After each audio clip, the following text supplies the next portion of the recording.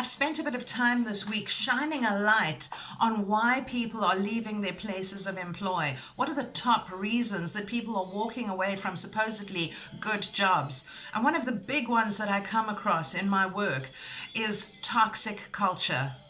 So people are not fitting in with the culture of the company that they're working for, and it's become so unbearable that they've decided, in fact, to look to greener pastures. So first of all, let's just establish that whether the culture itself is in fact toxic, or whether the person is quite simply being overly sensitive, is another debate entirely, and it is one that I address in my individual coaching with clients.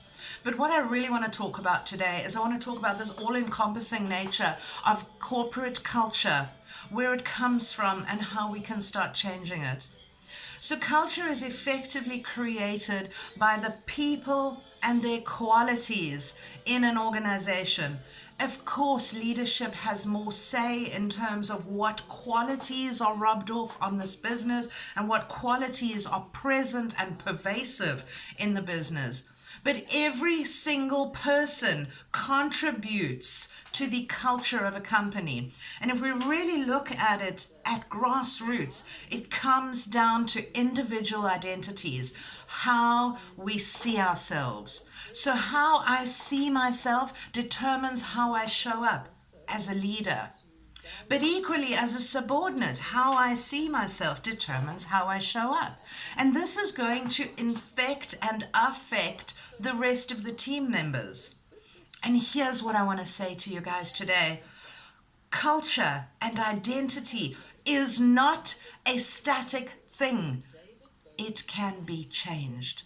So if you see yourself as unworthy and as not good enough and as not contributing to the team, you can change that. You can move into a place where you are worthy, where you are contributing. If you see yourself as a weak leader, you can change that. You can become a strong leader. If you see yourself as someone who affects the culture and the vibe of the people around you, and it's not what you're looking for, you can change that. We seem to think that identity is, this is who I am, and I make no apologies for it. And I do agree with that. Fundamentally, we are who we are. But I also believe that we can become consciously the best version of ourselves in order to create a culture of inclusivity around us. And that's my message for you today. How are you identifying and how are you changing your identity to create inclusivity and to bring the best out in people?